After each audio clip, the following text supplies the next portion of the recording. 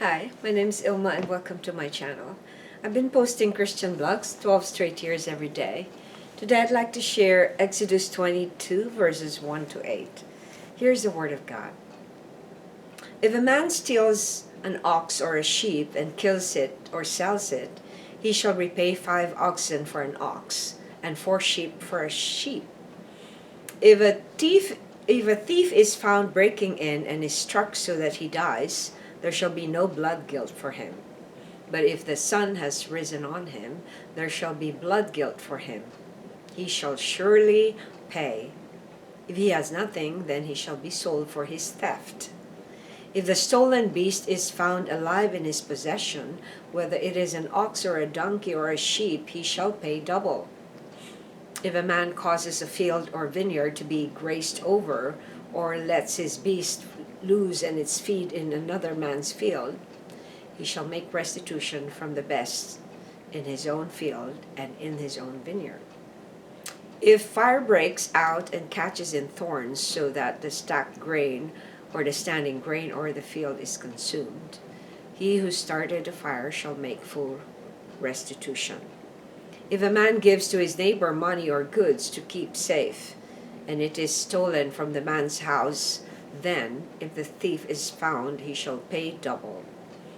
If the thief is not found, the owner of the house shall come near to God to show whether or not he has put his hand to his neighbor's property. Exodus 22, 1 to 8. Here's the poem I wrote inspired by those verses. Consequences of theft. God commanded us not to steal someone else's possession. This is a boundary that brings order and leads to a good relation.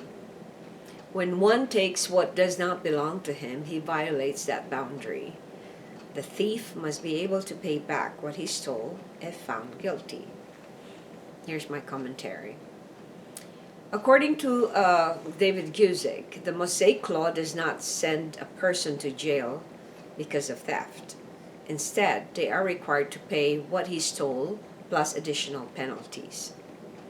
Another commentary from Kaiser says, in this passage, the penalty could be anywhere from 500%. He shall restore 5 oxen for an ox, to 200%, he shall restore double. The reason for the 5-fold penalty in the case of stealing an ox is probably because the one man stole the means of another man's livelihood. The principle would extend to taking any of the man's plowing or cultivating implements. Excuse me. God commands us not to steal in Exodus 20, verse 15 and 17. During those times, animals were the source of their livelihood. Those laws were probably designed for the judges to implement the proper restitution for the damage of the theft. Reflection. Why do you think God prohibits us from stealing? What does it do to us?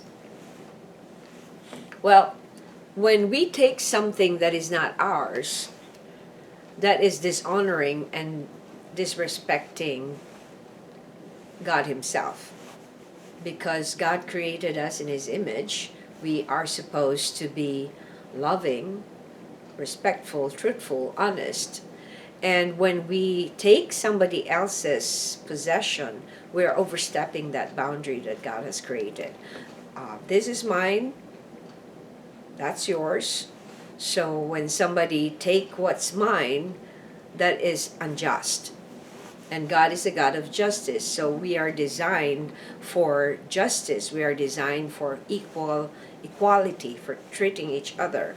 And that's why the Golden Rule says, do unto others what you want others do unto you. So in other words, if we steal something, we have to expect that something is going to be stolen from us as well.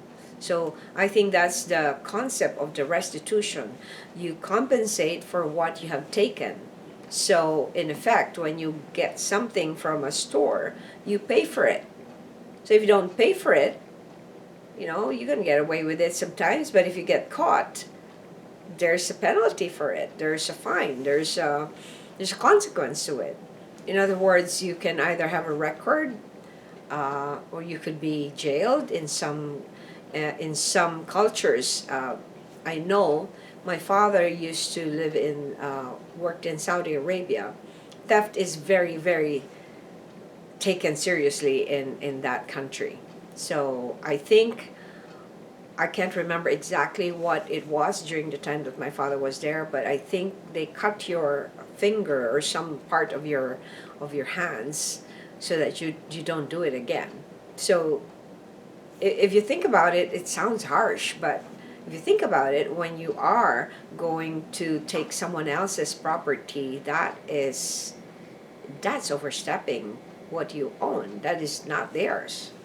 So I think God prohibits us from doing this because He's a God of order. He wants order. It's disorder when you take something that is not yours. It is order when you follow and respect other people's fence or boundary.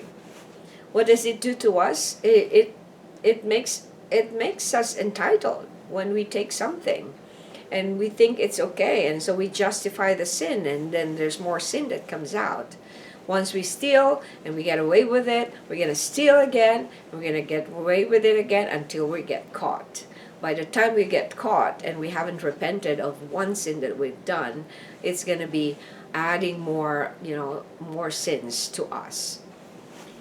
So I encourage you to dwell on this laws that the Bible talks about regarding consequences and of sin, of how you're going to pay back something to restitute what you have done. Thanks for watching. I hope you check my website at ilmaarts.com for artworks, photographs, and a copy of this blog. Please subscribe to my channel on YouTube so I could make more videos, give you the Word of God. And if you haven't already, check over 3,000 videos I've done in the years I've been doing this daily. Thanks for watching. Just type on Google or YouTube search, Ilma's Poem Devotional. Have a wonderful day.